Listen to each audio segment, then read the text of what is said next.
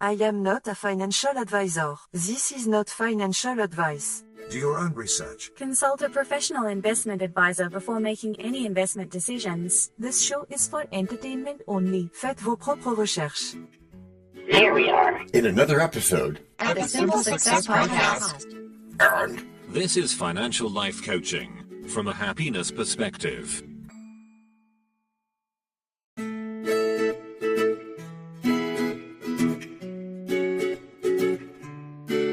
Previously on Simple Success, we allow close to us shapes our character, our habits, and eventually our financial outcomes. that sounds noble, but I've watched friendships fall apart the moment money enters the conversation. And that is exactly why stillness matters first. And now, just like with a previously on thing on TV, we take you directly to this week's episode. Anything is possible. Welcome to episode 266 of our Simple Success Podcast. In this production, in Act 1 we cheerfully and bravely admit that anger is not a personality trait, even if it keeps trying to be. I resent that statement immediately and with great enthusiasm. And you generally avoid temptation unless you can't resist it, said Mae West, allegedly. Anger usually shows up when expectations collide with reality. Reality has terrible customer service, by the way. Well, DT, unprocessed information is not exactly strength. And that explains why my anger never came with instructions. It's your brain yelling something here doesn't match the plan. My brain yells that during traffic, meetings, and salad ordering. And the danger is letting anger do the driving instead of just letting it give directions for the drive. Tell me about it. I handed it the keys once, and it immediately sped up. Of course it did. Financially, anger loves impulse decisions. And nothing says regret like shopping while offended. And don't forget that anger can shorten timelines and inflate certainty. Bah-dum-dum. I am never more confident than when I am both wrong and annoyed. Which is why cooling off is a pretty darn good investment strategy. Deep breaths, they can beat dramatic gestures every time, and with lower fees. My rage portfolio is apparently underperforming, making financial life coaching from a happiness perspective a bit more difficult than I would like it to be. Anger isn't evil, it's just impatient. Yeah, I know, impatient, like a toddler with a credit card. But the goal here is to listen without obeying. Even George Bernard Shaw reminded us that we don't have to agree with things in order to understand them. That's actually from Aristotle before Shaw. Good research. Well, that's how I treat my inner monologue already. Which is good, because when anger passes, clarity usually shows up late and embarrassed. Like a friend who missed the meeting but read the notes. Yeah, which caused all those hallucinogenic crocodiles in the margins. Yeah, or I'll show them, which never ends well. The speeding up feels like hitting things. One bruises the ego, the other bruises everything else. Including my checking account. A bruised checking account. Next you'll say something about leaving the room slowly. Nope. Long-term thinking leaves the room immediately. Giving more space for curiosity to do some long overdue yelling, right? Maybe, but curiosity has never yelled at a cashier, which alone makes it superior. Yeah, arguing while calm ruins my posture. So you'd rather stand up straight and be stressed? Maybe later. Wait, you want later? I can't spell later. No practice equals no alphabet. And practice creates space between feeling and action, and you can put an alphabet in there. In the space where fewer apologies are required. And where better decisions live. With fewer screenshots of my mistakes. So Act 1 can end with restraint instead of fireworks. Which is an ending I will treasure until my execution. And after that, then what? Not? Well, when tempers flare, the market's thinking runs hot. And turns a patient plan into a reckless shot. Leading one to think, is that all that you've got? or again only calmer, but then maybe not. Of course, joy is the thing to look for when done. Because lasting wealth grows best during break number 1.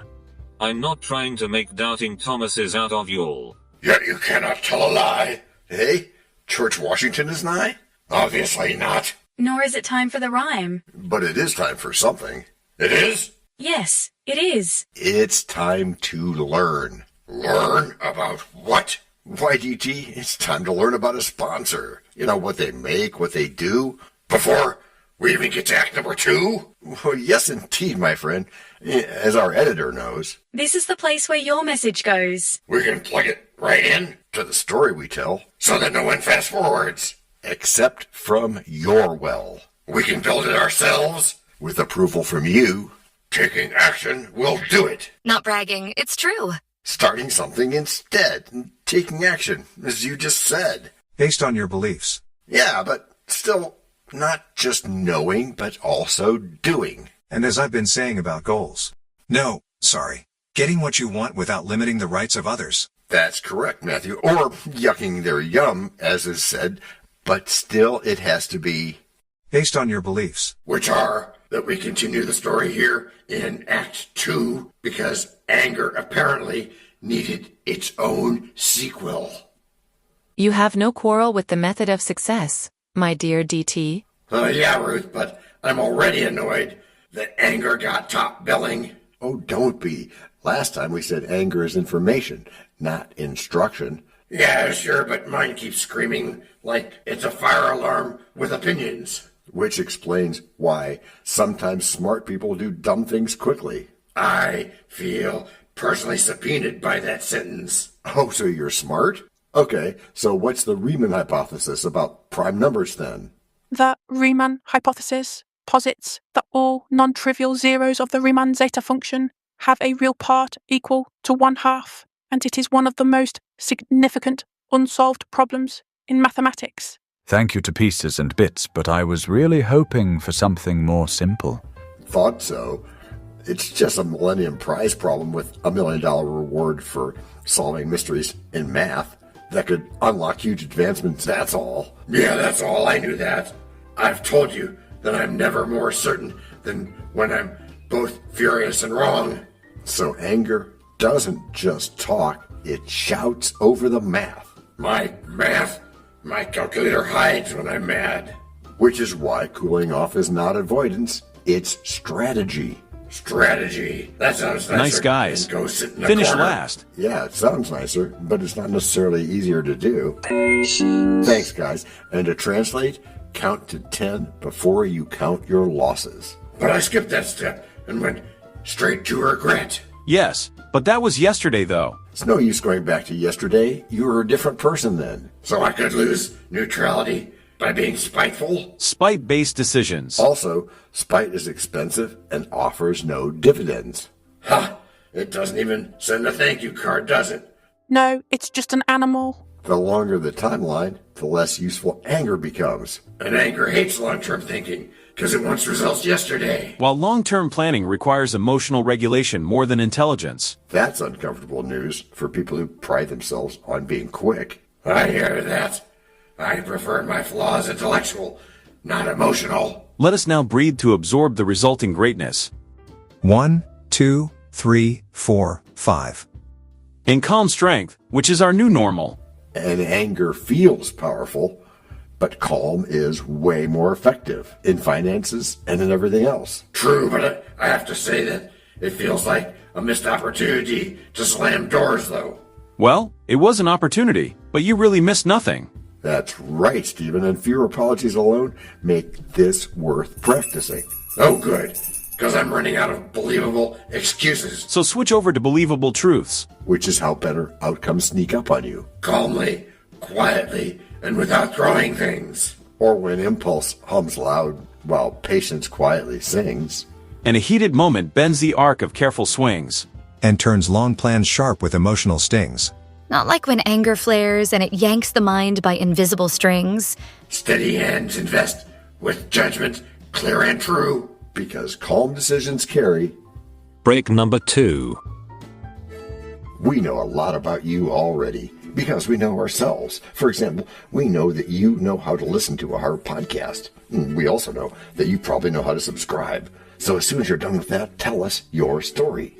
we have ways you can contact us. It involves a special link where you can leave us a message. We may have an email address for you as well in the future, and we'll let you know if that happens. The reason for subscribing? I thought you'd never ask. When you subscribe, you automatically download all future episodes of that podcast. It just happens in your player without you having to go search again. How cool is that? This means better rankings for the podcast, more attention from advertisers, and more money. And this means more and better stuff for you. So your motivation is simple and easy. Subscribe today, whatever app and from whatever place you like. And don't just try to subscribe. There is no try. There is only do.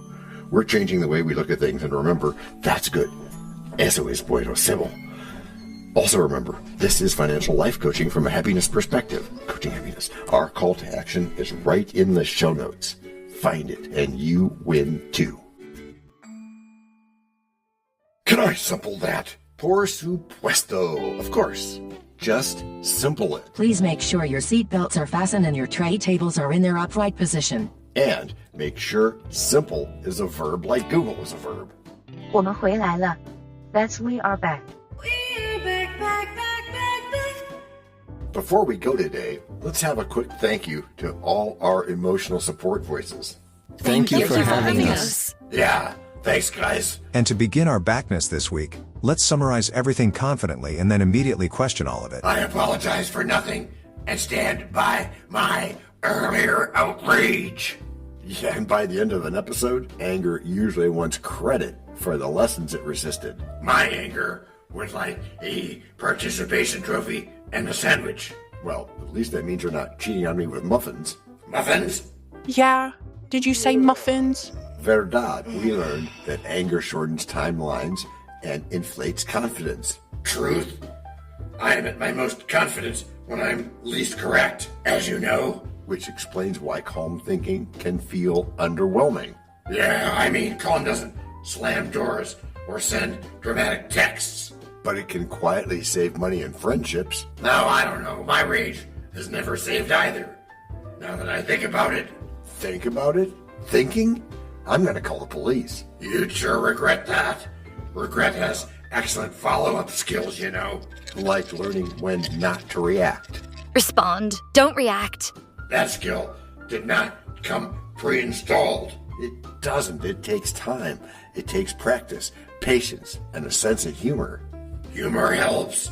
Otherwise, I'd scream into a pillow and in no way enjoy financial life coaching from a happiness perspective. Oh, I'm sorry about that. We'll work on that, Alice. But instead of constant outrage, DT, you find that happiness turns out to be cheaper, right? That is the case. Outrage does have hidden fees and a very high interest rate. And by contrast, long-term thinking doesn't have those bad things. It just requires emotional restraint. Restraint? My emotions prefer short-term chaos. Short-term?